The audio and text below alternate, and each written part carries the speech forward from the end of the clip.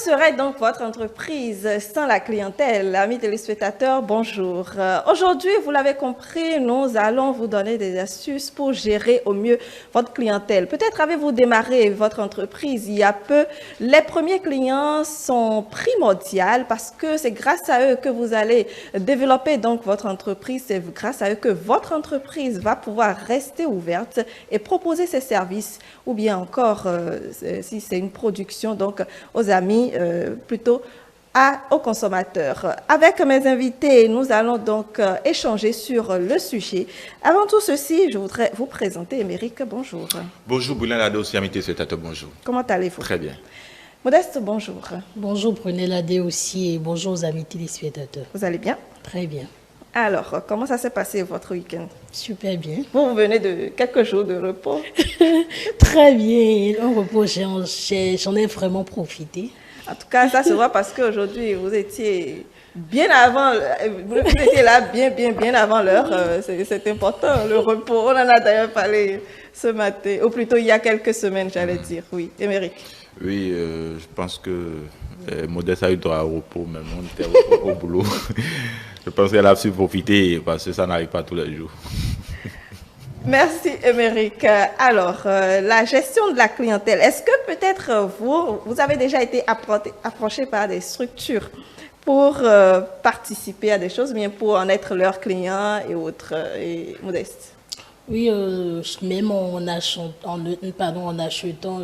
une petite tomate et une tomate de 100 francs chez une bonne dame, vous êtes déjà son client ou sa cliente. Et ça dépend quand même de comment cette dame, elle vous reçoit avec le sourire, si elle n'est pas arrogante. Parce qu'il y a certaines personnes, juste à cause de l'arrogance, on fuit, on n'achète plus chez la personne. Il revient quand même à l'entreprise de savoir garder ses clients, de savoir comment faire pour que le client reste. Parce que les offres, il n'en manque pas. Voilà. Donc, l'entreprise doit quand même jouer sa part des choses le maximum pour garder le client. Émeric? Oui, il faut dire que c'est le client qui fait l'entreprise. Parce que quand vous avez une entreprise et il n'y a pas de client, c'est que l'entreprise n'existe pas. Et donc, pour que l'entreprise existe, alors il faut avoir une très bonne relation avec sa clientèle. Et avoir une très bonne relation avec sa clientèle, c'est d'abord, en tout cas, mettre certaines stratégies en place pour pouvoir accrocher le client, pour pouvoir garder le client, parce qu'il ne sert à rien que le client fasse un essai avec vous et soit déçu. Parce que quand vous perdez un client, il faut savoir que vous avez perdu 1000 autres clients, parce que voilà, c'est toute une chaîne. Donc, il faut avoir une très bonne relation. La preuve, quand vous allez au marché, il y a plusieurs vendeuses de tomates, mais qu'est-ce qui vous pousse à aller chez une vendeuse de tomates au détriment de l'autre? C'est compte tenu de comment dit-on, des relations que vous avez avec peut-être cette vendeuse, de comment elle vous accueille, de comment l'ambiance entre vendeuse et acheteur se passe. Donc, tout ça là entre en ligne de compte pour pouvoir réellement choisir, pour pouvoir être fidèle à une entreprise. Donc, ce n'est pas à négliger. Le client peut, comment dit-on, s'il est mal reçu, s'il est mal accueilli, peut faire en sorte que vous chutez dans votre entreprise. Parce que, comme je l'ai dit, l'entreprise n'existe pas sans le client. Absolument. D'ailleurs, nous allons approfondir davantage ces aspects de la chose. Ouais, quand on a un peu de moyens, on se prend pour peut-être parfois le Dieu du moment, mais on ne va nulle part en fait. Alors, je pense que quand on a quand même le peu de moyens, comme vous le dites, on se prend c'est tout comme si tout s'arrête là. Oh, la vie continue, mais quand vous dépensez le peu que vous avez, vous vous rendez compte que vous aurez quand même dû être humble et être avec les personnes qui vous entourent. Et dans l'entreprise aussi, je pense que quand si vous passez de vie à trépas, vous laissez l'entreprise, vous la laissez à votre famille, à votre progéniture et autres. Mais quand vous perdez vos clients, vous n'entretenez pas quand même la relation avec le client. Les enfants ne pourront pas continuer le chemin sur lequel vous étiez, ne pourront pas avancer. Il faut dire aussi que vous vous l'avez peut-être connu, il y a des gens, déjà quand ils ont une entreprise, mais même quand ils ont une boutique et que au début, ils commencent pas à vendre beaucoup, le langage change. Envers les clients, on devient arrogant, on chasse même parfois les clients. Oui. Mais il suffit que, comment dit-on, la providence divine change de côté, puis parfois, vous allez voir du jour au lendemain, là où il y avait un marché, ça devient, comment dit-on, ça devient vide pratiquement. Donc, tout ça là entre en ligne de compte. Il faut, même quand vous avez beaucoup de clients, il faut savoir avoir le comportement, les fidéliser, avoir le comportement qu'il faut avoir, parce que c'est le client qui amène son argent pour acheter chez vous. Donc, il faut avoir le langage qu'il faut. Il faut être courtois envers ce client-là pour ne pas le choquer, pour ne pas le renvoyer aussi. D'ailleurs, on me dit bien souvent que le client est roi, mais est-ce qu'il est roi vraiment? Le client n'est pas roi partout. Sa royauté se limite à certains endroits. Donc... C'est ça, il faut que cette royauté-là soit limitée. Je pense aussi à des moments donnés, vous vous retrouvez dans une zone où c'est la seule personne qui vend. Vous êtes obligé, malgré que la personne ait quand même un langage assez... que la personne soit arrogant, désagréable. Vous êtes obligé d'acheter, vous ne pouvez rien faire. Surtout quand c'est quelque chose que vous aimez. Même quand on vous renvoie, vous revenez encore parce que vous n'avez pas le choix. Bon, il faut quand même avoir le choix. Alors, le mot du jour, c'est bien sûr prospect, puisqu'on parle de relations entre clients et puis entreprise. Le mot du jour, c'est bien sûr prospect. Il faut savoir que prospect s'écrit avec P-R-O-S-P-E-C-T. C'est un nom masculin. L'étymologie du mot prospect, c'est bien sûr du latin prospectus, lui-même dérivé du terme prospectio, qui signifie regarder loin. Traduction en anglais, lead. Le premier sens qu'on donne au mot prospect, c'est bien sûr en économie, et qui veut dire client potentiel. Exemple, élargir notre listing de prospects sera avantageux pour notre entreprise à l'avenir. Synonyme, client, contact, acheteur. Et puis le contraire du mot prospect dans ce sens, c'est bien sûr marchand, vendeur. Le deuxième sens, c'est au sens architectural. Distance minimale imposée entre deux bâtiments. Il s'agit bien sûr d'une distance minimale imposée entre deux bâtiments. L'exemple, c'est bien sûr le prospect imposé par les règles locales d'urbanisme me paraît abusif et disproportionné. Synonyme dans ce sens, c'est bien sûr éloignement, espace, écart. Citation pour finir avec le mot prospect, c'est bien sûr d'abord celle de Henri Lacordaire qui dit « Partout où l'homme veut se vendre, il trouve des acheteurs. Partout où l'homme veut se vendre, il trouve des acheteurs. » Et puis la dernière citation, celle de Antoine de Saint-Exupéry qui dit « Un objectif sans plan s'appelle un vœu. Un objectif sans plan s'appelle vœu. » Absolument, voilà, merci. Émeric, on est d'abord prospect avant d'être client, pourquoi pas, et client fidèle pour ceux qui arrivent donc à fidéliser, à garder les mêmes clients sur des années, des dizaines d'années. C'est un élément essentiel. Nous allons donc avec nos invités échanger sur cet aspect de la chose. Comment déjà avoir ses premiers clients? Parce que quand on démarre, c'est difficile. Très difficile. Personne ne vous connaît. Il faut pouvoir convaincre, avoir ses premiers clients avant de penser même les garder avec soi. Et c'est là que commence la prospection, proprement dite. Exactement. Alors, je vous retrouve tout à l'heure, Émeric et Modeste. J'installe nos invités pour la discussion.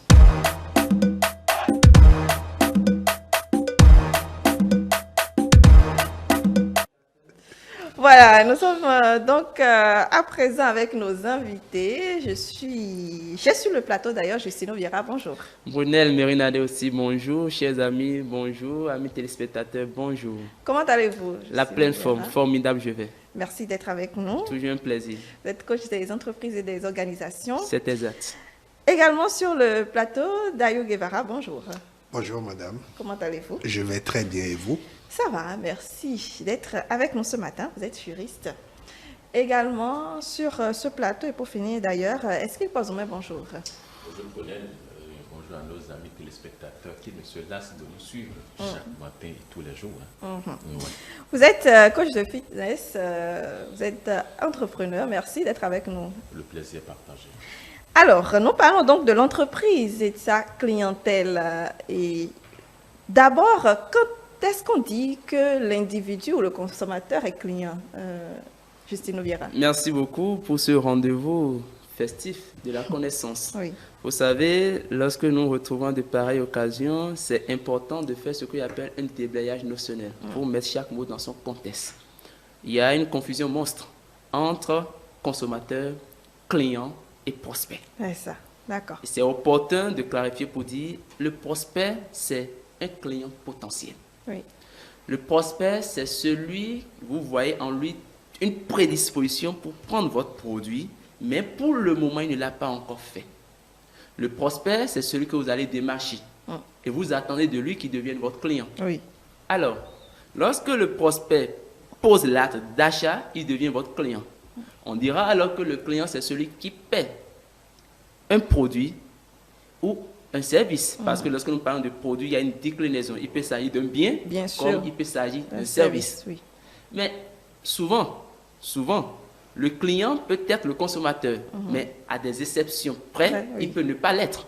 Je prends un exemple. Le consommateur, c'est le bénéficiaire final du produit. Exemple, D'accord. je suis parent d'élève, j'inscris mon enfant.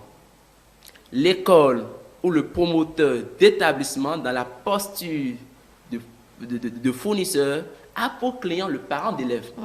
Mais le consommateur, c'est l'élève, parce que ce n'est pas le parent qui va s'asseoir dans les classes. Absolument. Donc, c'est le consommateur qui bénéficie du service. Mais commerçant ou bien entrepreneur, il eut de repréciser qu'il faut plus s'appuyer sur le client. Parce que c'est le client qui fait le chiffre d'affaires de l'entreprise. Même si, à des cas que je viens d'évoquer, il peut être un intermédiaire, celui qui favorise la consommation par le consommateur. Très bien. Donc, on peut être client et ne pas être consommateur. Bien entendu. Encore qu'on peut être les deux. Très bien. Merci. Alors, pour être déjà client, étant donné que c'est là que nous parlons aujourd'hui, pour être client, je voudrais me tourner vers Guevara. Pour vous, quel est l'aspect primordial sur lequel vous, disons, vous analysez pour peut-être être client de quelqu'un?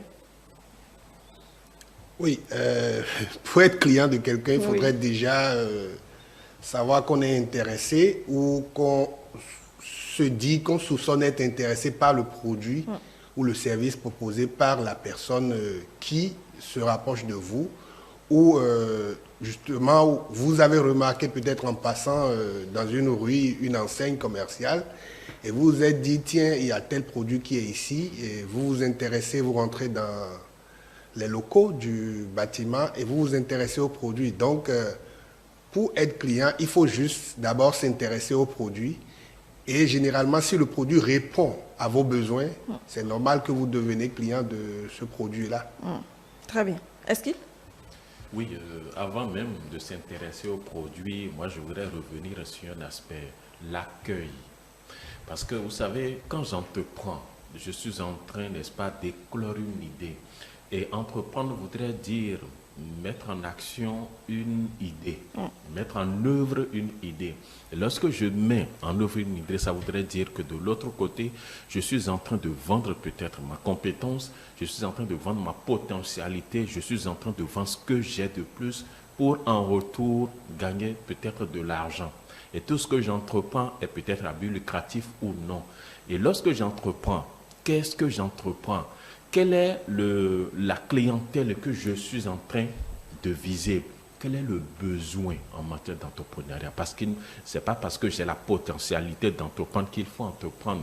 Quel est le besoin? Il faut relasser, il faut recentrer toutes ces, comment on l'appelle, le besoin, n'est-ce pas, avant, n'est-ce pas, d'entreprendre. Et par la suite, l'accueil. Et quand j'entreprends, je dis, c'est là que, quel que soit le produit, la qualité de produits que vous avez, quand l'accueil est mal fait, je suis sûr que vous n'allez pas prospérer. L'entreprise du jour au lendemain risque de disparaître parce que juste l'accueil n'a pas été ce que ça devait être pour attirer la clientèle. Donc, on devrait, n'est-ce pas, partir pour réussir, n'est-ce pas, une entreprise.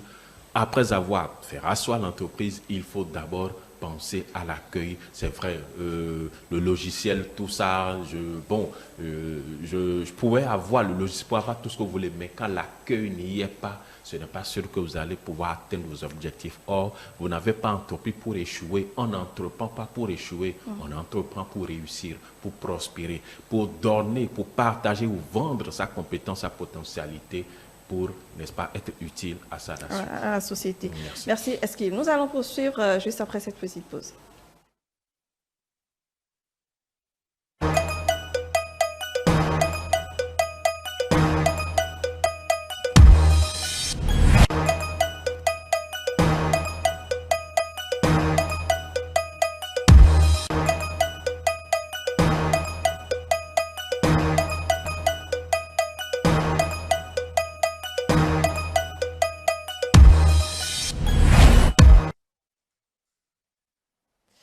Voilà, Justin verra donc comment faire pour trouver ses premiers clients.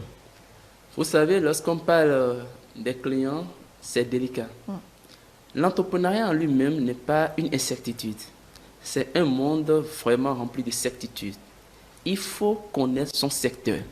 Le secteur dans lequel vous entreprenez, si vous le maîtrisez bien, ça vous prédispose déjà au type de client. L'entrepreneur ou le chef d'entreprise doit comprendre et savoir que tout le monde n'est pas son client. Une clientèle est précise et en marketing, nous parlons de la segmentation. Il faut connaître sa cible. Mais au-delà de la cible, il faut segmenter. Je prends un exemple concret. Oui. Je dis, avec mon produit, ma cible, ce sont les jeunes. C'est la jeunesse. Mais faudra-t-il encore que dans la jeunesse, que je segmente? Ce sont les jeunes de 20 à 25 ans, de 25 à 30 ans. Ça voudra dire quoi? Je ne vais pas disperser mon énergie parce qu'il y a la notion de rationalité qui soutient toute idée, toute proposition ou toute démarche de marketing ou de communication. Je sais que je vais orienter ma communication là où j'aurai ma cible, ou autrement dit, là où le segment est concentré. Donc, c'est déjà un atout. Deuxième chose, il faudrait que le produit en lui-même comme un besoin. Vous savez, le marketing est fondé sur 4 choses, ce que nous appelons les 4 P. Le produit qui doit être attrayant, et là, on parle du stylique, c'est-à-dire de l'apparent, de ce qu'on voit. Il faut que ça soit attrayant. Quand on voit l'emballage, que ça soit le côté esthétique hier. Mais ça, c'est le contenant. Oui. Il y a le contenu. Faudra-t-il que le contenu résout un problème précis? Parce que c'est le problème, c'est l'identification du problème qui représente l'opportunité dans l'entrepreneuriat ou l'opportunité des affaires. C'est parce que vous avez vu un vide dans la société que vous avez proposé ce produit. Oui. Donc, il faudrait que le produit soit attrayant, parlant bien entendu de la forme, et avec un contenu capable de résoudre le problème. Ça, c'est le premier P. Il y a le prix. Il faudrait que le prix soit un prix accessible. Mais lorsqu'on parle de l'accessibilité, ne vous y trompez pas. On ne parle pas de coût moins cher. Mais il faudrait que le coût soit approprié à vos cibles. Pas le coût détermine la cible. Vous pouvez avoir un produit bien conditionné avec une utilité avérée qui n'est plus à contester. Cependant, le coût peut faire fuir votre cible ou bien peut vous amener une cible inattendue, une cible inespérée. Mais lorsque nous parlons de la politique des coûts, il faut, puisque nous y sommes, il faut parler des 3 types de coûts. Vous pouvez faire l'option d'un coût d'écrémage. Le coût d'écrémage, c'est le coût des élites, comme on le dit. Le produit dans le marché ordinaire est à 100 francs, mais moi, je prends le même produit et je dis c'est à 500 francs. Ça veut dire que je réserve mon produit pour une classe. Personne. Mais ce que je vends, la différence des 400 francs, vous comprenez que ce n'est plus le produit, mais c'est le confort que j'offre autour du produit. Donc, j'applique dans ce cas. Si ma cible, c'est bien entendu ces personnes d'élite, ou je dirais plutôt une classe intelligentsia, il faudrait que j'applique le coût d'écrémage. Je peux faire le coût d'alliement. Le coût d'alliement pour appliquer un coût commun à tout ce que les autres font. Là, je n'innove pas, c'est à 100 francs, j'applique un coût de 100 francs pour tout le monde. Ça veut dire que je m'attends à un marché, à un public ordinaire, à un public qui ne sera pas différent des autres. Mais il y a le 3e pilier, le coût d'échelle. C'est-à-dire, le produit à 100 francs, mais moi, je mets ça à 75 francs. A priori, on dira qu'il va connaître une perte, mais ce n'est pas gagné d'avance. Parce que dans une politique de coût d'échelle, on mise sur la quantité. ont mis sur la quantité. Donc voilà, selon ma cible, je peux commencer à utiliser le coût qu'il faut. Mais il y a j'ai parlé du produit, j'ai parlé du prix, deuxième P, mais il y a le troisième P, qui est la publicité. Le canal par lequel je dois passer pour atteindre ma cible. Et lorsque nous parlons de la publicité, ça fait asseoir de plein droit la communication. La communication qui se définit comme l'ensemble des actions exercées dans le but d'amener un être humain, puisque nous parlons du marketing, à poser un acte d'achat. Donc, mais lorsqu'on parle de la communication, selon ma cible, je dois pouvoir orienter la communication. Ça ne serait pas superflu de rappeler les deux types de communication qui existent. Je peux utiliser une communication média, comme je peux utiliser une communication hors média. Tout dépend de ma cible. Il est vrai, de façon traditionnelle, nous sommes plus habitués à la communication média, notamment les 5 supports, la télévision, la radio, la fichette, le cinéma, l'Internet. Mais aujourd'hui, il faut aller au-delà, en prenant la conscience de ce que les réseaux sociaux sont par-dessus tout les réseaux par excellence pour toucher la grande masse. Mais il y a également la communication hors média. Tout le monde n'est pas invité à faire la publicité à la télé, n'est pas invité à faire la publicité à la radio. Lorsque c'est une cible primaire, vous prenez les dames du Tantokpa, a priori, la télévision n'est pas pour eux, la radio, c'est une politique de proximité. Et il y a les stratégies de proximité. Exemple, les foires, exemple, le salon, exemple, le parrainage. Mais ça, c'est le troisième P. Mais il y a le quatrième P. Parce que j'ai parlé du prix, du produit. Mais il y a le quatrième P qui est la place. Il faudrait que votre produit soit disponible. Vous voyez, vous vendez tellement votre produit sur les réseaux sociaux, à la télévision, à la radio, mais on ne sait comment le trouver. Vous n'avez pas d'endroit fixe. Ou bien je suis à Cotonou, il faut que le produit, je me déplace pour aller à Parakou. Votre produit est bon, disponible, mais ce n'est pas accessible du point de vue géographique. Donc, il faut intégrer ces aspects pour se donner toutes les chances d'avoir ses clients. Très bien. Alors, beaucoup d'aspects qu'il faut prendre en compte. J'ai noté la cible, la segmentation, le coût, le produit, la publicité et la disponibilité, la place donc, du produit sur le marché. Nous allons donc essayer d'y aller étape par étape. D'abord, avant même de rentrer en détail sur ces différents aspects, est-ce que le client, ou plutôt... Oui, le travail du client ne devrait pas aussi être fait bien avant, j'allais dire, le démarrage des activités. David Guevara. Oui, mais je voudrais d'abord revenir sur le thème même clientèle, parce que nous, en tant que juristes et en droit commercial, la clientèle est l'élément essentiel et fondamental du fonds de commerce. C'est ça. Et c'est d'autant plus important que lorsque la clientèle disparaît, le fonds de commerce est appelé à disparaître. C'est d'autant plus important que lorsque la clientèle est cédée, c'est que le fonds de commerce est cédé. Et il faut comprendre par clientèle l'ensemble des clients d'un commerçant. Mais le thème va un peu plus loin en disant que on peut aussi appeler clientèle l'ensemble des clients d'un artisan. Et on peut encore aller un peu plus loin d'une entreprise, parce qu'il y a aujourd'hui des métiers et des fonctions qui sont libérales. Donc, ceux-là aussi possèdent des clients. Donc, ce n'est pas forcément d'un point de vue commercial que nous allons seulement parler de clientèle. Et si on va encore un peu plus loin, on peut parler de la clientèle d'un État ou d'un pays. Et aujourd'hui, de plus en plus, avec les concepts de personal branding des États, nous pouvons dire aujourd'hui que oui, il existe de la clientèle pour les États, surtout pour les États qui veulent se positionner sur le domaine du tourisme ou d'autres produits qui valorisent. Oui. Donc, si je m'en tiens à cette définition de la clientèle est l'élément essentiel et important du fonds de commerce. Et c'est justement dans la clientèle au fait que nous pouvons différencier différents types de clients. Il y a ceux qui sont des clients qui sont fidèles et usuels, donc qui fréquentent le fonds de commerce ou qui utilisent vos services ou achètent vos biens. Et il y a les clients qui sont occasionnels et que les juristes qualifient dans le domaine de l'achalandage. Donc il faudrait au fait que nous puissions différencier ces différents types de thèmes parce que si le juriste parle, lui parlera en des thèmes un peu plus juridiques et parfois c'est des mots qui prêtent à confusion parce que le mot achalandage et le mot clientèle parfois sont considérés comme synonymes. Mais si nous devons regarder de plus près, c'est que le juriste arrive à différencier achalandage de clientèle parce que le juriste considère que l'achalandage fait partie de la clientèle.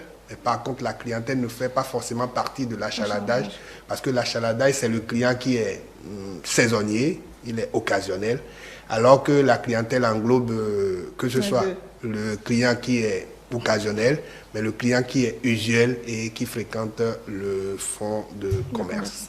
Très bien.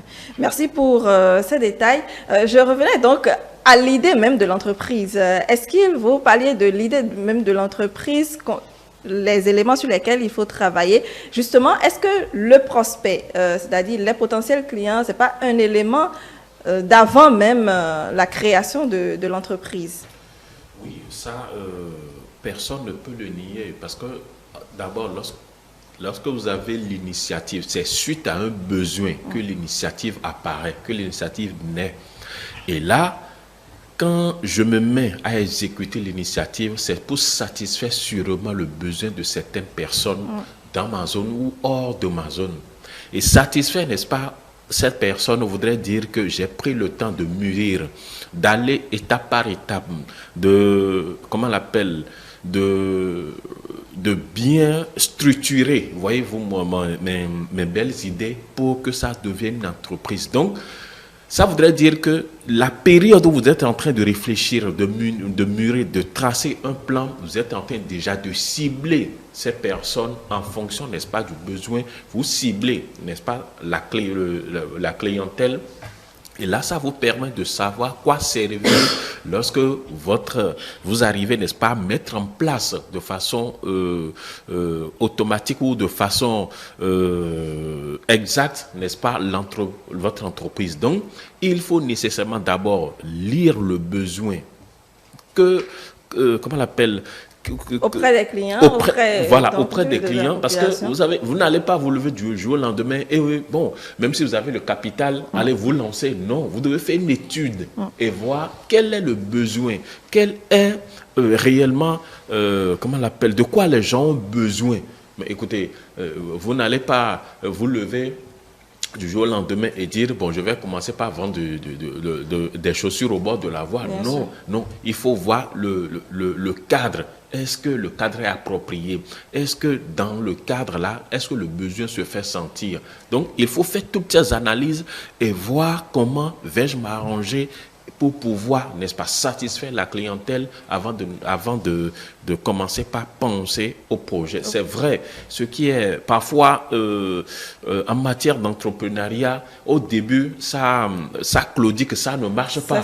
Oui, mais tout compte fait, lorsque vous analysez bien et que vous y mettez, vous dites, ça c'est ce que je veux, je vous assure que quel que soit le temps, ça commence par sourire, ça commence par mûrir et vous allez vous dire, mais écoutez, bon, j'avais hésité, j'étais sur le point de relâcher, mais aujourd'hui j'en souris. Donc ça voudrait dire qu'il faut nécessairement faire une étude et après l'étude, cibler la clientèle et c'est sûr que le reste, ça va venir de lui-même tout en n'oubliant pas l'aspect de l'accueil. Très bien. Alors, Justin, je reviens vers vous parce qu'en réalité, tous les éléments dont vous avez parlé tout à l'heure, en dehors peut-être de savoir à quelle cible est-ce qu'on veut s'adresser donc à travers notre entreprise, quand on démarre, c'est compliqué. On ne sait pas trop forcément, d'abord, si vous ne savez pas utiliser les médias, si vous n'avez pas les moyens, vous ne pouvez pas aller vers les médias. Si vous n'êtes pas peut-être du domaine, vous n'avez pas un peu de moyens, vous ne pouvez pas faire appel donc aux professionnels qui puissent vous aider sur les réseaux sociaux et tout cela. Quand on démarre aujourd'hui, qu'est-ce qu'on peut faire de manière simpliste pour trouver les 3 ou 10 premiers clients, quoi? Vous savez, il y a dans la décomposition, dans la déclinaison des clients, il y a les non-clients et il y a les clients. D'accord. Les non-clients, c'est ceux-là, quel que soit ce que vous allez faire, ne vont jamais prendre votre produit. Oui. Pour 2 raisons. Peut-être sur des convictions, sur des convictions soit religieuses, sociologiques ou familiales, ou c'est un totem, ou tout ce qui va avec. Ou peut-être que votre produit est un produit remouré. C'est la question d'appeler un produit remouré, c'est qu'on dit tellement de choses sur le produit Et finalement, on entend des choses dans la société, ce qui n'encourage pas. Ce n'est pas que le besoin n'est pas là, le besoin est là, mais on ne sent pas le besoin de prendre votre produit parce qu'il y a beaucoup de choses qui se disent. Vous suivez mon regard. On parlait, il y a un produit qui était bien sélectionné pour la cuisine, mais récemment, on a dit tellement de choses qu'on fabrique ça avec temps, il y a même des caméras. Oui. Donc ça devient un produit remouré parce qu'il y a tellement de rumeurs qui freinent. Donc, il y a les non-clients. Mais le débutant doit se focaliser sur les clients. Or, dans les clients également, il y a une décomposition. Il y a les clients absolus et il y a les clients potentiels. Les clients absolus, c'est ceux-là, que le produit soit bon ou pas, ont le devoir, ou bien se font le devoir de prendre votre produit. D'accord. Peut-être que c'est votre ami qui fait le produit, donc pour lui faire plaisir, pour l'encourager, vous prenez. Peut-être que votre famille, votre père vous encourage en prenant le produit. Votre père ne veut pas savoir si votre produit est bon, si ça respecte les normes, mais il veut encourager son fils. Votre ami veut vous encourager, votre épouse, votre époux, et tout votre cercle primitif. Donc, contentez-vous d'abord si vous êtes débutant. Et si tant est qu'on n'a pas les moyens de faire appel à un expert, parce que tout domaine dans la vie est rejeté, il y a des spécialistes dans chaque domaine.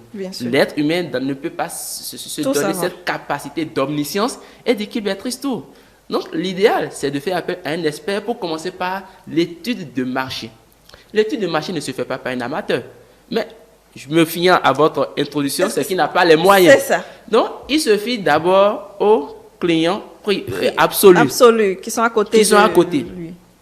Ces clients absolus vont lui permettre d'avoir les premiers retours, les premières critiques visant à améliorer le produit. Mais il ne doit pas perdre de vue les trois finalités du produit. L'aspect cognitif, l'aspect conatif et l'aspect affectif. L'aspect cognitif qui veut dire faire connaître le produit. Donc en faisant connaître son produit, rien qu'à travers sa clientèle absolue, le bon se fait promouvoir de lui-même. Ça prendra le temps que ça prendra, c'est l'inconvénient. Mais n'empêche, ça fera une pub, même si c'est de façon timide, il y aura une pub. Parce que l'ami qui expérimente le produit et c'est bon, va recommander. Mais il y a après ça l'aspect conatif qui consiste à faire agir le client. Faire agir le client, il demande alors à ses clients, à la clientèle primitive, si vous expérimentez, c'est bon, en parlez à vos amis. D'accord. Donc, quand mon ami prend mon produit, pas devoir amical, de fraternité ou de ciné, tout ce qui va avec, à cause de tout ce qu'on a fait de par le passé, on a tiré les casses en cours, on a élevé les cochons ensemble, comme ça se dit. Il le prend, mais à son tour, il a un réseau derrière lui. C'est ça. Ah, c'est mon ami qui le fait, il le fait tellement bien, je vous le recommande, vous voyez, c'est un mix. Donc, vous missionnez, vous envoyez cette clientèle primitive en mission. Si tu es sûr que c'est bon, il faut en parler à tes amis. Ah, papa, il faut en parler à tes collègues, maman, il faut en parler à tes... Bon, quand je veux parler de maman, tes femmes de l'église, je peux comme ça. Hein? Donc, ça veut dire que la clientèle s'élargit à partir de la clientèle primitive. Mais à part ça, il y a l'aspect affectif. L'aspect affectif, celui qui achète votre produit aujourd'hui pas besoin d'amitié ne le fera pas tout le temps. Il faudrait qu'à un moment donné, que ça lui apporte une certaine satisfaction. Ça lui apporte une certaine valeur ajoutée. Bien sûr. Pour que s'il achète aujourd'hui, pas pour faire plaisir, que demain qu'il achète pas besoin et non encore pour faire plaisir. Je ne passerai pas toute ma vie ou bien je ne prendrai pas tous mes sous pour faire plaisir. Non. Donc, le besoin, ça c'est l'aspect affectif. Faire aimer le produit. Donc, première chose, faire connaître le produit. Ça part du cercle primaire, ce que j'appelle la clientèle primitive. Deuxième chose, faire agir. Ces derniers ont le devoir de recommander. Nous appelons ça le marketing de proximité, de bouche à oreille. Et troisième chose, faire aimer le produit. Ah, j'ai utilisé, c'est bon, j'aime, et ça se répète. Puisque un acte d'achat doit se répéter. C'est pour ça, vous allez voir, le concepteur, quelle que soit la qualité qu'on dit d'un produit, à un moment donné, il faut le renouveler. C'est ça. Parce que c'est un portable de bonne qualité, très bonne qualité, mais après tout, il faut le renouveler, sinon lui ne va pas vendre. Donc, l'aspect affectif vous permet de renouveler l'achat. Très bien. Alors, tous ces éléments, je voudrais... est-ce qu'ils posent main, vous qui entreprenez dans le domaine du sport, hein, essentiellement, est-ce que vous retrouvez... Quelle stratégie avez-vous mis en place pour trouver vos premiers clients? Oui, très belle question. C'est vrai, je me rappelle plus, mais la première des choses, comment on l'appelle, qui me revient à l'esprit, c'est la manière de dérouler le cours. C'est la première des choses. Parce que quand vous maîtrisez la chose, vous n'avez pas besoin de parler. Il suffit juste de démontrer.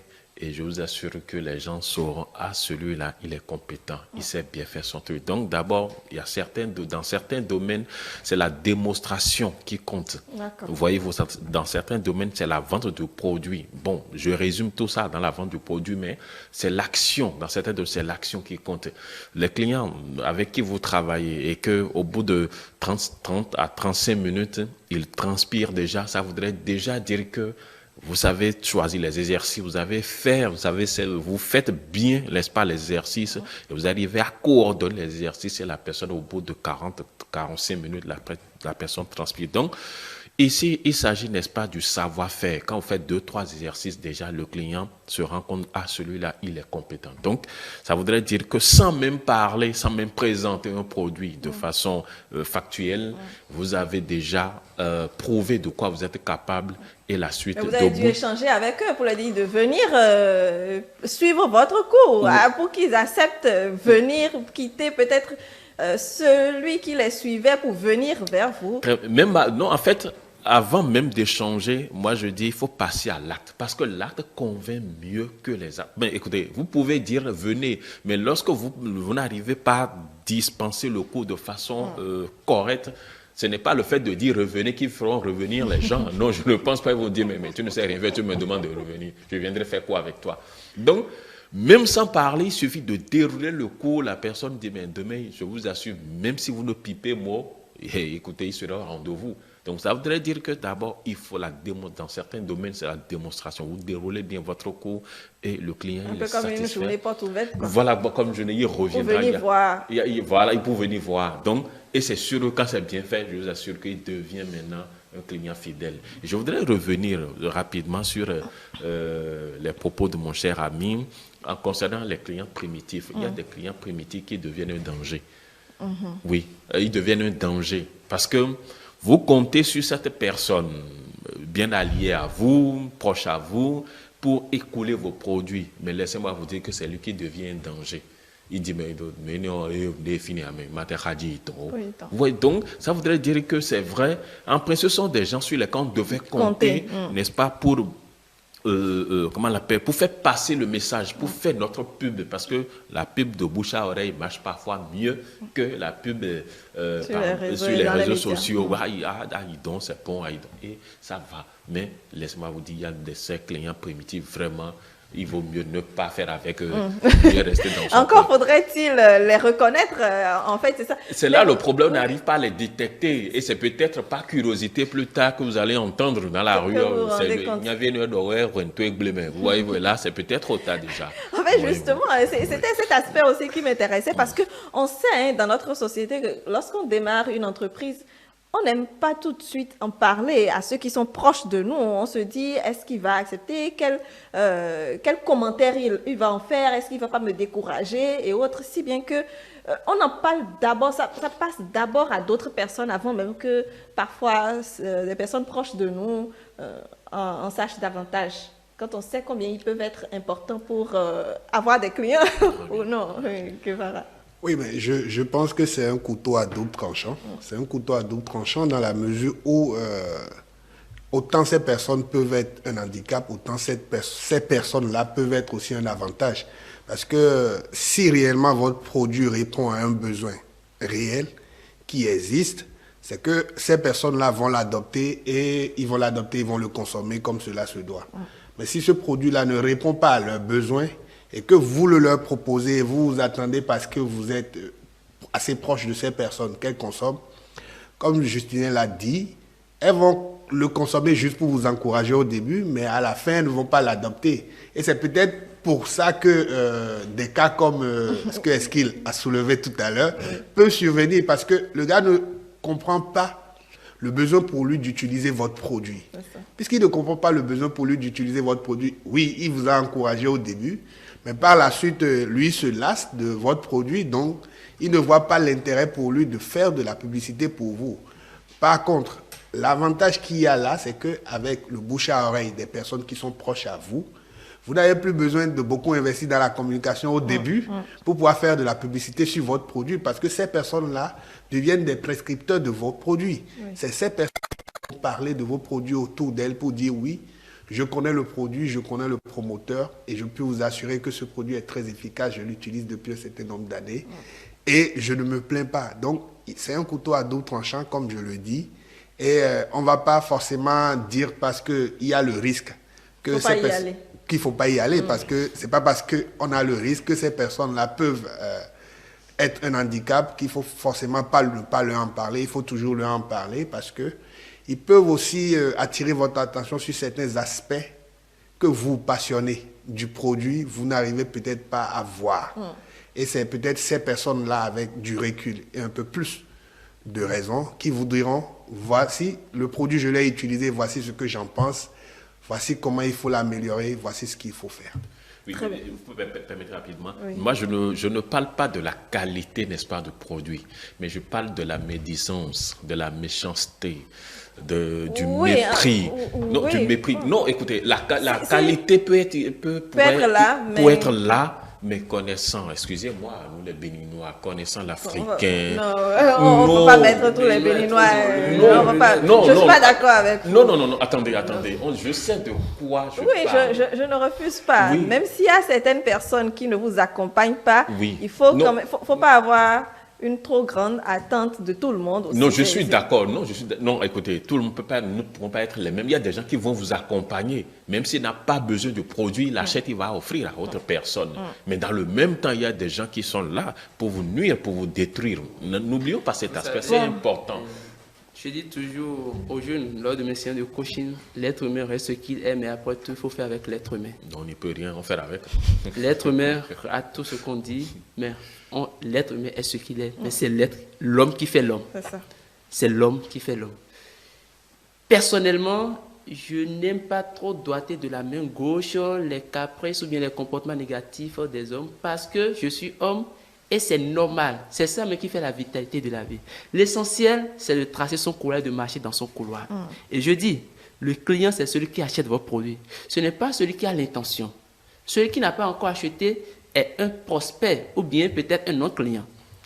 Ça voudra dire quoi? Celui qui achète, il a déjà contribué. Récemment, vous avez reçu un artiste, je donne son nom puisque après tout, Richard Flash, c'est même son clip qui est à moi. Et il dit... Quand vous payez un ticket d'entrée, même de 5 000 francs pour aller suivre un artiste, vous contribuez à son élévation. Donc, de la même façon, même si c'est ton ennemi qui achète ton bic de 100 francs, il contribue. Même si c'est ton ennemi. Parce que les 100 francs, dans ta cagnotte à toi, tu sais l'orienter. Alors, celui qui achète votre produit, c'est l'existant qui bâtit le futur. Vous serez riche de ce que vous possédez actuellement. Cette clientèle primaire ou bien primitive, si vous voulez, lorsque vous la construisez bien, vous l'entretenez bien et vous les encouragez. Quand ils expérimentent votre produit, ça donne une satisfaction. Je dis, on ne rentre pas dans l'entrepreneuriat, pas besoin dans une forme de mendicité. Il doit acheter parce que c'est mon père, il doit acheter parce que c'est ma mère. Non, s'il le fait, il aura du mal à recommander. Mais c'est dans la recommandation que votre clientèle va connaître, s'élargir. Vous aurez un éventail, un portefeuille clientèle plus large. Et vous n'avez jamais connaissance de la nature, de la personnalité de tous ceux qui sont dans votre client. C'est ça. Et il y aura les bons comme les mauvais. C'est comme si quelqu'un veut prendre ce bic, il ne m'apprécie pas, mais il dit, mais je reconnais que son bic, c'est le meilleur. Mais s'il va dire, va aller marcher le bic de ce foutu-là, de ce il va acheter. Donc, l'entrepreneur ne reste pas dans ce cliché, dans cette caricature, mais lui, il est plus focalisé sur son produit. Résultat. Et même dans l'aspect que vous évoquez, quand on commence quelque chose, il ne faut pas vite en parler à ses amis, à ses proches. Vous savez, il ne faut pas confondre méfiance et vigilance. Méfiance et vigilance, ce ne sont pas des mots synonymes. La vigilance, c'est que je fais le pas. Mais je suis dans mes gants, je suis dans mes bottes pour être un peu comme mon bouclier. Mais je fais quand même le pas. Pourquoi? Parce que celui qui appelons-nous ennemi, c'est quelqu'un qui est dans une certaine incompréhension sur un point. Si je peux le convaincre, je le convainc. Mais le cas contraire, tant mieux. Prenez l'exemple de Nelson Mandela, qui a fait 27 ans d'apartheid, mais finalement, en 1994, quand il a le poste de président, il a fait de son bouc émissaire d'hier son vice-président. L'entrepreneur doit être dans la même posture. Ceux qui critiquent votre produit, il faut aller faire ce que nous appelons le test marketing. Allez recueillir les idées, recueiller les idées. Si c'est sur des bases de conviction, c'est un totem de familial, c'est une conservation sociologique, un peu comme nos frères musulmans, c'est un interdit, cette viande. Donc, quel que soit ce que vous allez faire, il ne va pas prendre votre produit. Mais ce n'est pas pour autant qu'il n'apprécie pas. Mais si c'est un produit remouré, collectez-les et détruisez. Faites de la contre-communication. Puisque celui qui fait la communication, c'est pas vous. Il y a le tuyau qu'on l'écoute. Mais si vous êtes absent et vous dites, laissez le raconter, mais cette bouche en griffe de médisance va prendre le dessus et deviendra un peu comme la norme. Et vous parlez quelque part. Quoi qu'on dise, dans une politique de communication, il y aura toujours des rumeurs. Quoi qu'on dise, quoi qu'on fasse. Cependant, utilisez les voies officielles. Vous imaginez, vous entendez quelque chose sur ce bic, mais dans le même temps, on dit tellement de choses, mais c'est ceux qui ont assez à moi, c'est à eux que je donne la bonne information. Ça nous apprend des pattes. Il faut que j'aille sur la place publique pour donner la bonne information. Lorsque la bonne information apparaît, ça fait disparaître, mais si ça ne fait pas disparaître à 0%, mais ça diminue un peu la cote de la mauvaise information. Mais c'est rester dans le silence qui va malheureusement consacrer la mauvaise information. Très bien. Alors, parlons de la cible à présent. Vous aviez, il y a quelques minutes, donc parlé de la cible qu'il faut pouvoir déterminer, segmenter même, pourquoi pas. Alors, Dayo Guevara, si vous devez, disons, orienter un entrepreneur, comment faire pour pouvoir bien déterminer sa cible? Bon, moi, je ne vais pas aller dans le sens de la détermination de la cible, parce que je m'en voudrais au fait de passer sur ce plateau et en tant que juriste, de ne pas insister sur les éléments constitutifs de la clientèle d'un point de vue juridique. Parce qu'il y a un événement qui est passé sous nos yeux, mais qui a semblé être anodin pour beaucoup d'entre nous. Parce que la clientèle d'un point de vue juridique doit être certaine et réelle, mais elle doit aussi être personnelle. Elle est certaine et réelle parce qu'il faut pouvoir la quantifier. On ne doit pas le voir, même si c'est une entreprise virtuelle, on doit pouvoir savoir le nombre de clients que nous avons. Et il y a eu un événement qui a bouleversé les médias récemment, où un média social très connu devrait être vendu. L'acheteur était très connu, il a proposé un prix. Et dans la foulée, il s'est retraité, il ne voulait plus acheter le média. Beaucoup n'ont pas compris sa réaction, parce qu'il a estimé que ce média social lui a été vendu au-delà de ce qu'il méritait, parce qu'il estimait qu'il y avait assez de faux comptes qui avaient été créés pour gonfler le nombre d'abonnés de ce média. Alors qu'en réalité, ce qu'on lui vendait, c'était le nombre d'abonnés. Donc, en fait, on lui vendait une clientèle qui, en réalité, n'existait pas. Et donc, dans la foulée, il s'est retraité et bon, chacune des parties a commencé par tirer le drap de son côté pour dire qu'ils vont intenter un procès l'un à l'autre parce qu'ils estimaient. Donc, dans ce cas précis, je viens de donner un exemple d'une clientèle qui devait être certaine et réelle. Dans l'autre cas, la clientèle doit être personnelle, c'est-à-dire qu'on doit être en mesure de démontrer que cette clientèle-là fréquente le fonds de commerce, fréquente au fait le service ou utilise le bien proposé parce que c'est cela qui les intéresse. Et généralement, ce cas se pose lorsque, par exemple, nous avons un petit commerce qui est installé à côté d'un grand commerce. Je donne, par exemple, on a un hôtel 5 étoiles qui a son service de restauration. Et juste à côté, vous avez une petite cafette ou un petit restaurant. Et généralement, si les touristes sont en mesure de venir prendre l'hébergement dans l'hôtel, mais sont en mesure d'aller manger dans le petit restaurant, et que le propriétaire du petit restaurant arrive à démontrer qu'en réalité, c'est le service qu'il propose qui intéresse ces touristes-là, c'est qu'il vient de démontrer au fait que sa clientèle est personnelle. Je ne sais pas si on se comprend. Donc, il est en mesure, en démontrant qu'il a une clientèle certaine, réelle et personnelle, de prendre des mesures juridiques pour pouvoir protéger cette clientèle-là. Et le jour où il se décide de céder son fonds de commerce ou sa clientèle, c'est ça les arguments qu'il pourra mettre devant pour pouvoir justifier le coût sur lequel il veut céder au fait son fonds de commerce. Je ne dis pas qu'il veut céder ses clients, mais je parle de la clientèle. Donc voilà ce que moi je pourrais dire par rapport à la définition de la cible. Moi je vais le voir d'un point de vue élément constitutif de la clientèle. Voilà. Très bien. Justino. Vous savez, lorsque nous parlons de la cible, c'est ceux-là, comme je l'ai dit, sont les clients potentiels. Ceux-là, cible est égal à client potentiel plus client actuel.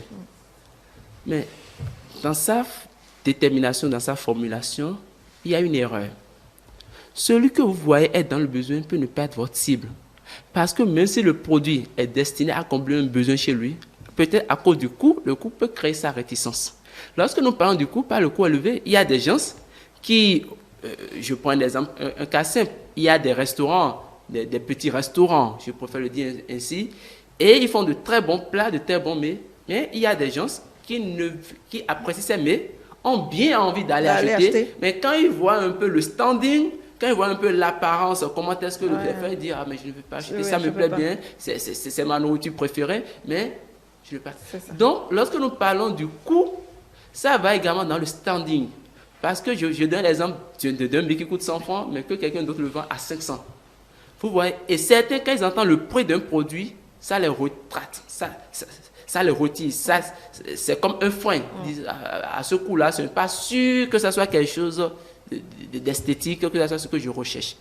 Donc, le produit sera bon, mais votre cible, la cible que vous pensez être votre cible, vous n'allez pas les trouver au rendez-vous. Et c'est toute notre cible qui va se positionner. Donc, il y a souvent ces errements, ces erreurs qui se créent. Cependant, l'entreprise doit être présente sur le marché. La démarche, la proposition de clientèle primitive, c'est bien.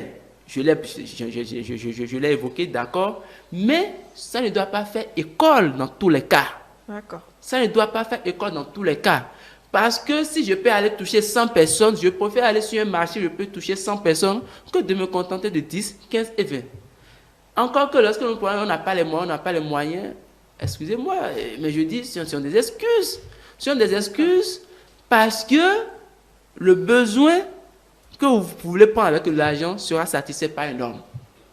J'ai envie de venir sur une télévision. Ce qui est sûr, ce n'est pas la télévision qui passe à la télé. Non. La télévision, l'argent est une condition pour passer à la télé. Mais ce qui passe après, c'est l'homme. Donc, comme le dit Jean Baudin en 1945, il n'y a point de richesse qu'il n'y en a d'homme. Je n'ai pas les moyens. Ça sous-entend chez moi, je n'ai pas une relation qualifiée qui est capable de m'aider à atteindre ce besoin, à atteindre cet objectif. Donc, il faut surmonter ce mythe, cet obstacle que j'appelle un peu réducteur pour dire je n'ai pas les moyens. Mais il faut aller sur les grands marchés. Lorsque vous allez sur les grands marchés, il faut faire les enquêtes. Et ça revient toujours à la problématique de l'étude de marché. L'étude de marché, lorsqu'il est conduit par des personnes qualifiées, ça vous garantit à 80%, puis je ne dis pas 100%, de quand on ne veut pas mon mot après cette émission, à 80%, ça vous garantit quand même une cible fiable. Parce qu'il y a les tests avant le lancement du produit. Il y a les tests qu'on fait, qui peuvent acheter, à quel coût, combien êtes-vous, et on va même on va identifier la zone de concentration des personnes prédisposées à prendre ce produit-là. Donc, il faut aller à l'étude de marché. C'est la référence fiable en tant que spécialiste en marketing. C'est la référence fiable. Ça vous permet de trouver une cible. Ça vous permet de trouver même l'environnement, l'écosystème autour. Parce que ce qui va vous permettre de vous positionner, c'est l'avantage concurrentiel. Ce que nous appelons la stratégie de différenciation. Mais vous ne pouvez pas innover dans un secteur que vous ne maîtrisez pas. Vous ne pouvez pas appliquer pour à des gens inconnus. L'entrepreneur ne reste pas dans ses 4 minutes pour innover. Il est sur le terrain. Mais qui ira sur le terrain pour vous? Ce sont les spécialistes, c'est nous. Donc, il ne faut pas rester dans son salon et se dire, bon, tel produit, c'est les enfants qui l'utilisent souvent. Avec feuille et bic en main, on est dans son salon. Non, il faut aller sur le terrain. Parce que les données changent à tout moment. Je prends un exemple. Vous prenez les réseaux sociaux. Il y a 4 ans, on dirait que ce sont les jeunes. Oui. Mais aujourd'hui, si vous dites que c'est tous les jeunes, vous passez à côté. Hein. Aujourd'hui, les réseaux sociaux ne sont pas que pour les jeunes. Même des personnes d'un certain âge, ça en a approprié. Et ça le marche très bien. Ça, c'est vrai. Est-ce qu'il... Oui, moi je vais résumer, voyez-vous, la stratégie en 4 points. Le premier, c'est le cadre dans lequel votre produit se vend. Parce qu'on dit souvent, il y a un adage qui dit, ne servez pas un repas délicieux dans un plat sale. Ne servez pas un repas délicieux dans un plat sale. Parce que quel que soit, comment on l'appelle, le repas, l'état du repas qui soit délicieux, c'est parce que vous allez vendre votre produit. Donc d'abord, le cadre est important, un cadre attrayant. La personne vient et puis voit le cadre l'attire d'abord et après ça, la qualité du produit. Ce n'est pas parce que j'ai d'abord, comment on l'appelle, une tonne de clientèle que je dois produire je dois présenter un mauvais produit. Non, quand on vient chez toi, quel que soit le pléthore de clientèle que vous avez, le produit doit être vraiment apprécié, appréciable. Et troisième point, la rencontre. Allez vers les gens. N'attendez pas que les gens viennent vers vous. Non, ce n'est pas possible. Aujourd'hui, ce n'est plus ça. Oui, quand vous avez l'opportunité de rencontrer les gens, allez vers eux, proposez-leur vos produits. Vous allez voir, ils vont y adhérer. Et comment proposer l'accueil dans la présentation, n'est-ce pas, de votre produit, l'accueil. Parce qu'il y a une façon de présenter sa chose, il y a une façon de parler, il y a une façon de s'exprimer, il y a une façon de convaincre. Oui. Le produit peut être, appréciable, peut être très bon, mais si vous n'arrivez pas à présenter, si vous ne savez pas présenter votre produit, vous allez dire, mais écoutez, j'ai tout fait, mais ça ne marche pas. Vous voyez, je suis allé, une anecdote, je suis allé quelque part, je vais acheter quelque chose, je ne me rappelle plus. La façon dont, la dame qui était à l'accueil m'a accueilli, je voudrais dire. Accueilli encore, oui, excusez-moi la tautologie. Ça m'a donné un petit peu, j'ai dit, mais écoutez, madame, par la suite, j'ai dit, mais après avoir, par contrainte, j'étais obligé de prendre le produit, mais en blaguant, j'ai dit, mais madame, la façon dont vous m'avez accueilli là, si jamais je reviens encore demain, vous m'accueillez comme ça, je vais vous jeter dehors moi-même avant d'avertir votre truc là. Donc, c'est juste dire quoi? C'est-à-dire, il y a la façon d'accueillir. Quand vous accueillez la personne, même si la personne n'a pas l'intention d'acheter, je vous assure que il va débourser, il va acheter, ou va dire, bon, je vais vous faire mon mot, etc. Donc, ça veut dire que si on arrive à respecter ces 4 caractères, je vous assure que vous allez dire, mais oui, j'avais raison d'entreprendre. Donc, il faut nécessairement respecter, n'est-ce pas, le carnaval, comment vendre son produit, comment aller vers la clientèle et le cadre qui doit être attrayant. Et je vous assure que vous allez sourire à la fin de la journée. Oui. Alors, le client est là, les clients sont là, vous en comptez maintenant avec votre entreprise. Quelle relation avoir avec cette clientèle? Dayo Guevara. Bon. Quelle relation avoir avec sa clientèle? Bon, je pense que tout dépend du secteur dans lequel on est.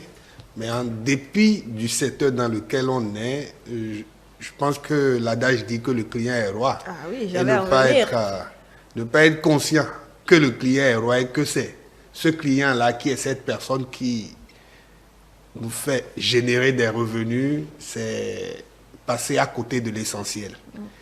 Ce n'est pas parce que le client non plus est roi qu'il faut subir les caprices du client. C'est ça.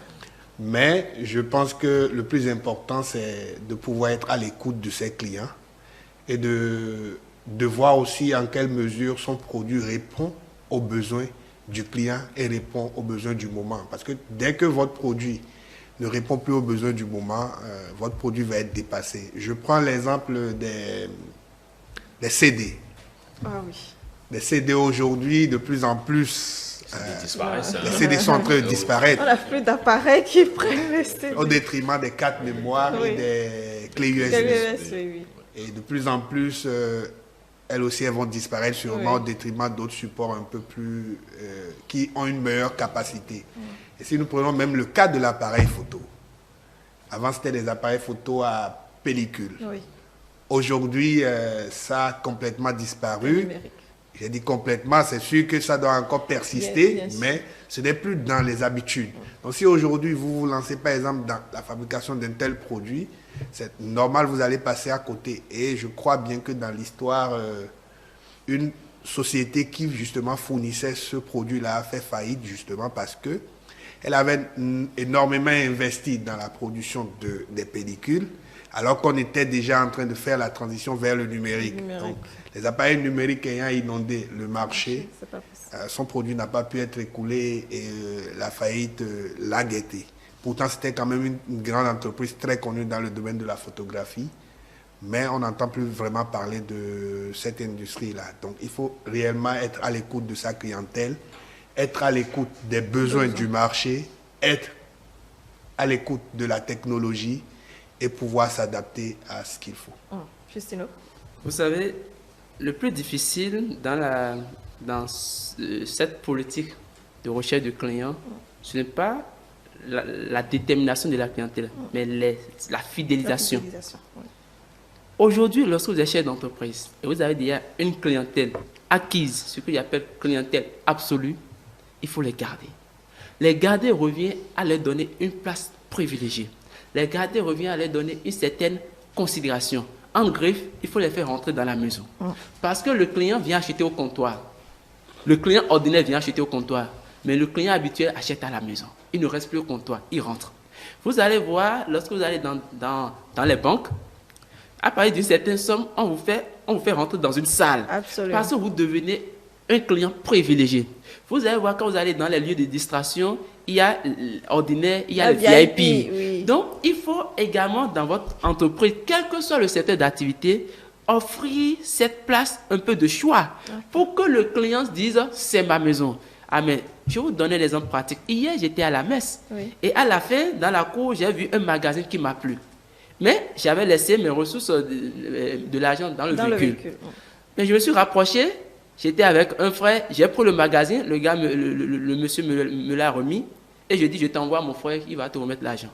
Et sur la voie, mon frère me demande le temps d'aller vers le véhicule. Il dit, grand frère, tu le connaissais? Je dis, oui, j'achète chez lui tout le temps. Il dit, la manière dont dans la foule là, il t'a laissé le magazine. Et si tu ne revenais pas, c'est parce qu'il me fait confiance. Ça veut dire que, au regard, au vu de ceux qui étaient là, il dit, celui-là doit être quelqu'un d'important.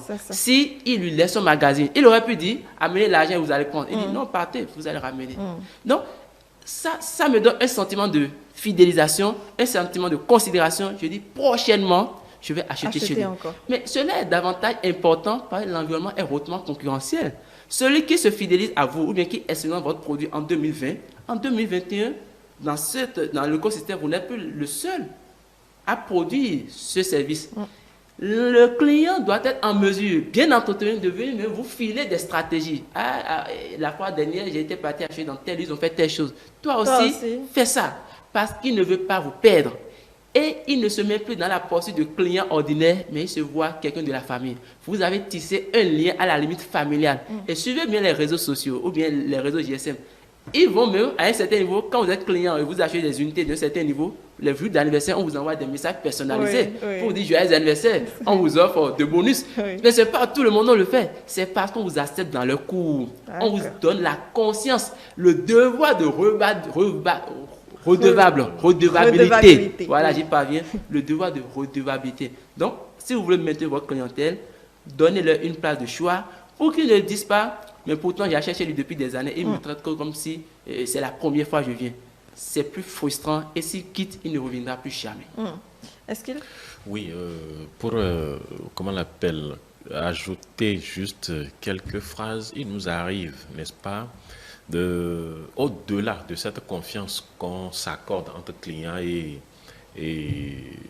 entrepreneurs, il nous arrive parfois de s'initier dans la vie, n'est-ce pas, des clients. C'est ça surtout la relation, parce que la relation doit être typiquement professionnelle. Il nous arrive des gens qui viennent peut-être vers vous et disent, mais tu sais, l'autre dame là, elle va de quartier en quartier, hein, elle ne reste jamais chez elle, son mari se plaint toujours d'elle.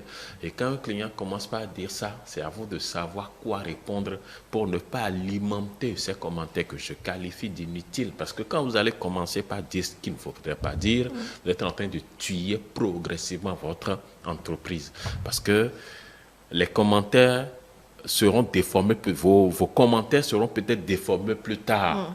Alors là, il faut savoir quoi répondre pour ne pas alimenter les commentaires. que certains clients viennent, n'est-ce pas, vous proposer. Donc, la relation doit être typiquement professionnelle. C'est vrai, il y a des gens qui viennent vous exposer leurs problèmes personnels.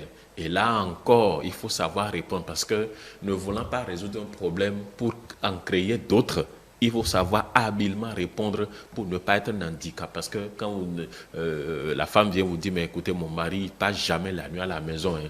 Et vous commencez à commenter. Vous commencez à commenter. Au lieu de dire que faut-il faire, trouver des portes de sortie, l'amener à converser peut-être avec son mari. C'est l'une des solutions, à engager une conversation avec son mari. Elle dit, mais écoute, bon, toi aussi tu peux aller passer la nuit chez tes parents. Hein.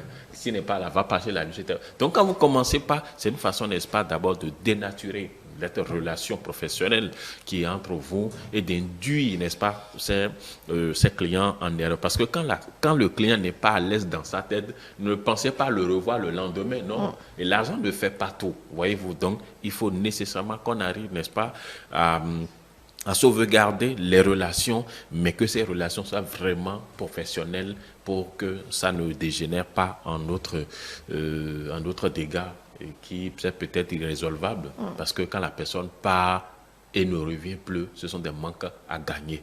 Il faut tout faire pour ne pas aller sur ce terrain. Alors, les problèmes familiaux, est-ce qu'il faut même conseiller, si ce n'est pas le domaine dans lequel j'entreprends, si je ne suis pas psychologue de vie familiale, est-ce qu'il faut même conseiller Zahir Guevara? Bon, je ne pense pas que mélanger serviettes et torchons soit réellement conseillé dans le domaine des affaires parce que si vous commencez par rentrer dans un domaine qui n'est plus professionnel, c'est que vous-même vous prenez le risque déjà de tirer une balle dans vos ailes. Donc je pense qu'il faut toujours garder une relation très professionnelle avec sa clientèle. C'est vrai que à la longue, les clients qui sont fidèles, une certaine relation se tisse avec ses clients. Mais il ne faut pas perdre de vue que c'est un client que tu as en face de toi et non une copine, un ami. Une copine, un ami, un parent à toi. Même si c'est un parent à toi, c'est un client. Donc, puisque c'est un client, tu dois toujours rester professionnel dans ta relation avec cette personne. Et comme Justinien l'a dit, il y a des espaces VIP qui se créent. Donc, c'est toujours des façons, au fait, de dire que voilà, vous êtes privilégié parmi tant d'autres. Mais cela ne veut pas dire que vous ne devez pas rester professionnel. Parce que quand vous prenez par exemple même les espaces VIP, même si vous y allez, ils sont toujours professionnels parce qu'ils savent que c'est un client et qu'il faut au fait garder et conserver ce client parce que c'est ce client au fait qui permet à la maison de faire du revenu et qui permet au fait à la maison de tenir. Donc je pense qu'il faut forcément faire une différence entre les relations personnelles et les relations professionnelles. Maintenant, si vous êtes une entreprise qui est dans les conseils conjugaux ou matrimoniaux, je peux comprendre que vous essayez de faire votre travail en vous impliquant dans la vie de vos clients, mais c'est à vos risques et périls. Parce que si après ça tourne mal, on revient vous revoir rapidement. On revient vous revoir et puis bon, vous allez en subir les conséquences. Mais dans tous les cas, il faut toujours rester professionnel, peu importe l'intimité qu'il y a entre le client et vous, parce que dans une relation professionnelle, il faut toujours l'être. Vous voulez réagir, Justine? Je vais vous donner un exemple pratique par rapport à ce que mon cher ami vient d'évoquer. Oui. Voilà, le chef d'entreprise est dans une posture d'acceptation. Parce que le businessman, si je me permets, le businessman vise l'argent.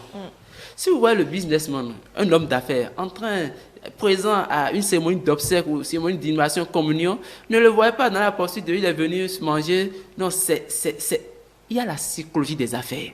Et dans la psychologie des affaires, on est tellement tatillon et on fait tout avec tact. On ne fait rien sans rien. On ne fait rien sans rien. Merci beaucoup. On ne fait rien sans rien. Donc, le client qui vient vers vous pour poser son problème de famille, vous ne lui fermez pas la porte. Vous ne lui fermez pas parce que vous, derrière, c'est ce client qui vous amène des millions. Mais c'est un client un peu loquace qui veut parler de tout parce qu'il voit en vous des... Mais vous l'écoutez. Mais votre réponse, ah bon, c'est vrai ça. Vous donnez des interjections. Si bien qu'à la fin, il ne peut pas sortir et dire ah, c'est lui qui m'a donné tel conseil. Mais si vous ne pouvez pas derrière de go fermer la porte pour dire non, si quand il vient me raconter des problèmes, je ne veux pas le recevoir, je ne veux pas de problème. Non. l'entrepreneur a le goût du risque dans tous les domaines.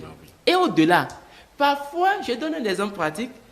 Un jour, on connaît ce type de clients, et ces clients qui viennent vous occuper le temps, rien qu'à rencontrer l'histoire, vous ennuyer à la limite. Et ce jour, le chef d'entreprise disait à sa secrétaire, si cette dame venait dire que je ne suis pas là, parce que j'ai tellement à faire et je n'ai pas le temps de l'écouter, quand il vient, il me prend au moins 1 heure. Et ce n'est pas des choses professionnelles, il me raconte sa vie, ses vacances, et ainsi de suite. Mais en temps, la dame me dit, je vais l'attendre. Il est là, dans le couloir. Mais voilà que le chef d'entreprise doit aller se soulager ou doit répondre à un autre rendez-vous. Le chef d'entreprise sort, et voilà la dame. Il dit, ah, c'était toi. Mais je ne sais pas. Elle va vers sa secrétaire. Mais madame est là, vous ne pouvez pas me dire que c'était telle dame. Vous me dites juste que quelqu'un veut vous voir. Ah, mais si c'était toi, j'allais te recevoir. Suis-moi. Mais tu sais, je suis très pressé, je suis en train d'aller à une rencontre. On peut se voir demain. Il est vrai. Le chef d'entreprise a joué le jeu. Comme on le dit, il a joué le game. Oui. Mais la guerre en vaut la chandelle. Il fallait ça pour toujours garder ce client. S'il ne fait pas cette diplomatie, cette cliente va voir en elle, ah bon, donc il n'aime pas me recevoir. Apparemment, je deviens dérangeant. Et l'homme étant un être d'égo, ce que l'homme fait pour faire plaisir, pour réconforter l'autre, la meilleure manière pour un être humain de punir son prochain, c'est de lui priver de ce qu'il lui apporte. Ah, je ne vais plus chez lui. Il ne va plus venir. Je ne vais plus venir. Mais le langage de l'homme d'affaires, c'est l'argent. C'est l'argent et il met tellement de gants, il fait tout avec pincette. Alors, ça me permet donc de demander quels sont les comportements peut-être qu'on a et qui font fuir nos clients. Est-ce qu'on est aussi peut-être, disons, conscient de cela, des petits comportements qu'en tant qu'entrepreneur ou chef d'entreprise on a et qui font fuir notre clientèle? Tayo. Non, je pense que est-ce qu'il est revenu beaucoup sur l'accueil, parce que l'accueil est très important, c'est primordial dans tout type d'affaires. Parce que si vous avez un mauvais accueil et que vous réservez un mauvais accueil au client, alors que vous attendez du client qui vienne souscrire à votre service ou vous attendez du client qui vienne acheter votre bien, c'est tout à fait normal que le client se rétracte et qu'il ne veille plus de votre produit. Donc, l'accueil est très important pour la clientèle. Vous devez forcément et à tout prix mettre un accent primordial sur l'accueil. Ensuite, je pense qu'il faut, et moi je le pense personnellement, il faut forcément un service de recherche et de développement pour pouvoir analyser les habitudes de vos clients et voir et anticiper au fait leurs besoins futurs et à venir. Et comme je le dis, il faut toujours s'adapter au marché. Parce que si vous n'arrivez pas à étudier et à anticiper les besoins de vos clients, vous allez être dépassé par l'innovation et la technologie qui est en train de prendre le pas sur tout le reste. Voilà. Vous savez, je suis d'accord avec mon cher ami. Tout commence par l'accueil. Mais il faut démystifier quelque chose. Il ne faudrait pas que le confort de vos clients dépende de vous. Je donne un exemple pratique. Moi, en tant que coach, quand j'ai des conférences, je viens toujours en dernière position. Quand je viens en dernière position, ce n'est pas sur les lieux, peut-être que j'étais dans les coulisses. Ce n'est pas que vous étiez en retard. Ce n'est pas que je suis en retard, mais j'attends que la salle elle soit dans une certaine figure pour que je puisse faire mon entrée. Mais ceux qui viennent à 80% viennent à cause de moi. Ah, c'est le coach Justino qui veut donner la communication. Ils sont là. Mes collaborateurs ont le devoir de les recevoir tout comme si c'était moi qui étais là. Parce que lorsque l'accueil est mal fait, quel que soit le discours, quel que soit l'effort de persuasion que je vais déployer, il y aura une barrière. Donc, il faut investir chaque collaborateur, chaque employé dans une posture, dans un élan d'accueillir les gens tout comme si c'était vous.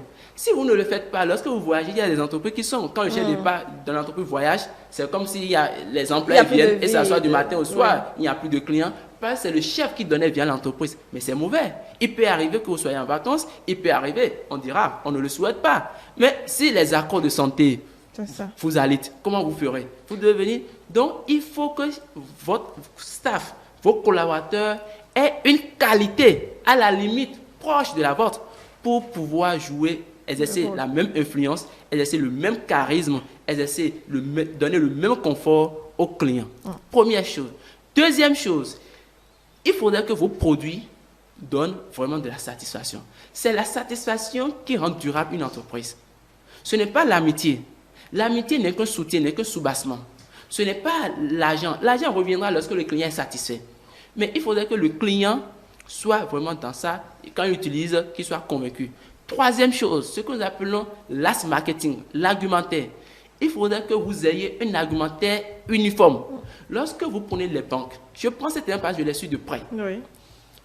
Vous prenez un commercial, la manière dont il va vous vendre le produit de la banque, vous prenez le deuxième, il va vous vendre ça de la même manière. Vous prenez le troisième, il n'y a pas de génie qui vient maintenant briser tous les mythes, briser toutes les règles, et lui, c'est lui le meilleur, l'homme éloquent, c'est lui qui a la bonne stratégie marketing. Non, il y a un préalable, ça doit être débattu en réunion restreinte pour que le chef valide.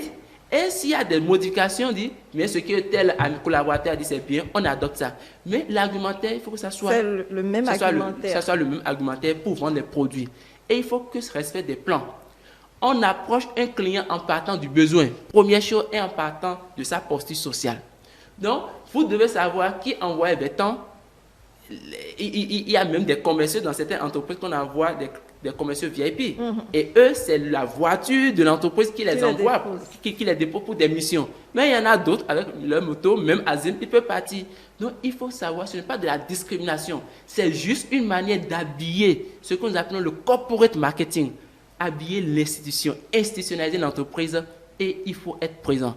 Il ne faut jamais se lasser. Il faut savoir identifier son DAS, son domaine d'activité stratégique, et en conséquence, approprier les stratégies. Très bien. Est-ce qu'il veut compléter quelque chose? Oui, nous sommes plusieurs fois revenus sur l'aspect accueil. Oui, que mettons-nous dans accueil? C'est très important. Que mettons-nous dans le mot accueil? Comment accueillir? Mais écoutez, quels que soient vos problèmes à la maison, ne transportez pas les problèmes de la maison au service. Parce que quand ça commence comme ça, d'abord, le physique, quand vous ne vous exprimez pas, le physique parle, le visage parle. Je viens un bon matin chez vous, vous avez les mines renfrognées, vous pensez que c'est ça l'accueil? Non. Donc, ça, quels que soient les points que nous avons, on dit souvent, laissez ça au portail avant de rentrer. Donc, oui, il faut tout faire. Laissez les problèmes à la maison ou au portail de votre maison avant d'entrer dans l'entreprise. Là, quel que soit le point, quand le client vient, la première des choses, c'est le sourire. Même en saluant, souriez d'abord à la personne. Ça désamorce, n'est-ce pas, la personne. Ça vous attire, ça attire la personne vers vous. Vous souriez. Ah, bonjour monsieur, comment allez-vous? Et là, la personne, quand il se sent attiré par le sourire, il vient et quel que soit votre truc là, commencez par converser avec lui. En quoi puis-je être utile? Et ça commence. Et c'est vrai, il y a de ces clients vraiment qui sont, excusez-moi, des emmerdeurs. Oui, des emmerdeurs, ça, reconnaissez-le. Ne répondez jamais à ces provocations. Parce qu'il y a des clients qui viennent vous provoquer exprès pour voir comment allez-vous réagir. Non, gardez le sourire, quel que soit ce qui adviendrait, la situation, gardez le sourire et vous allez voir, vous allez le désamorcer. Ça me fait rappeler une histoire que j'ai vécue. Je parlais avec un client un jour et il m'a dit... j'avais eu un coach avec qui je travaille vraiment, il était vraiment, il me donnait des exercices pas possibles et vraiment j'avais mal. Il dit mais écoutez, et il était vraiment nerveux. Je dis mais écoutez, non, vous avez dit autre coach mais pas avec moi. Nous allons faire une expérience et vous verrez si effectivement vous aurez mal, vous avez encore de la myalgie, c'est-à-dire les douleurs musculaires. Et il m'a dit, ok, je vais essayer, mais si jamais j'ai mal, je me verrai sur son dos, je dis, ok, j'accepte. Et finalement, on a fait une séance, il m'a dit, mais trois jours plus tard, il m'a dit, là, je n'ai plus mal. Et comme ça, j'ai gagné ce marché comme ça. Donc, ça voudrait dire que ça fait partie, au-delà, n'est-ce pas, de l'accueil, le contact qui se crée, même au cours, n'est-ce pas, des échanges, l'accueil persiste et règne. Parce qu'il s'agit, n'est-ce pas, d'une personne avec qui vous êtes en train d'échanger, la façon de parler à la personne, la façon de l'aborder est très importante. Il faut avoir tous ces atouts pour ne pas perdre le client, mais pour en avoir assez. Merci. Est-ce qu'il pose? Mais je dois recevoir dans les prochaines minutes Émeric et bien entendu Modeste Dosso-Togbe. Mais je voudrais d'abord demander à Dayou Guevara. Généralement, ou plutôt d'habitude, il arrive bien des fois où lorsqu'on veut avoir un client, ça dépend de l'objectif aussi, on va en partenariat, c'est-à-dire que justement, c'est du donnant-donnant, quoi. En tant que juriste, quels conseils peut-être pourriez-vous apporter à ces personnes-là, les éléments sur lesquels il faut quand même avoir un œil pour ne pas, lors de ce partenariat, être perdant, en fait? Oui, le partenariat, c'est entre le client oui, et et l'entrepreneur. Oui, donc, bon, pour le juriste que je suis, c'est un contrat. C'est un contrat, le partenariat. Donc, il faut déjà forcément un accord de volonté qui ne doit pas être vicié. C'est-à-dire que ça ne doit pas être sous l'usage de la violence, sous l'usage du dol. Il faut forcément que ce soit un accord de volonté entre les différentes parties. Maintenant, ce qui protège le plus, c'est qu'il faut éviter que ce soit un accord qui soit verbal, que ce soit forcément écrit. Et justement, ça permet, lorsque des problèmes surviennent, au fait, et qu'il devait avoir une procédure judiciaire qui va être entamée, de ne pas dire, c'est ce que tu m'avais dit, c'est sur la base de ça, parce que le contrat écrit existe. On peut donc relire. ça fait qu'on peut le relire. Et c'est sûrement, et pour ça même d'ailleurs, que dans certaines structures qui sont beaucoup plus organisées, quand on doit souscrire à leur service ou quand on doit acheter leurs biens, ils nous délivrent des documents qu'on signe, au fait, sur lesquels, justement, ils précisent les conditions d'utilisation et d'accès à leurs biens ou à leurs services. On ne prend pas parfois la peine de lire ces documents. Oui. Donc, nous ne savons pas qu'il y a certaines clauses qu'ils incluent dans ces documents-là qui, soit les protègent ou désengagent leurs responsabilités. Et généralement, pour astuce, c'est ces parties-là qui les désengagent, qu'on met en petit caractère. Et On a en du fait, mal à écrire. voilà, on le met tellement en petit caractère qu'on n'a pas le temps de le lire. Et à la fin, quand on se retrouve pris dans les déboires, on regrette de ne pas avoir pris du temps pour le lire. Voilà ce que moi je peux donner comme conseil à chacune des parties, c'est d'avoir des relations très contractuelles à travers un document écrit et dans lequel on précise les responsabilités de part et d'autre. Et il faut que le client prenne le temps de lire le document qu'on lui remet, même si c'est une facture, parfois il y a des mentions qui sont mises sur la facture en petits caractères. Oui. Il faut toujours lire parce qu'il y a parfois de petits pièges qui se glissent dessus, nous ne savons pas.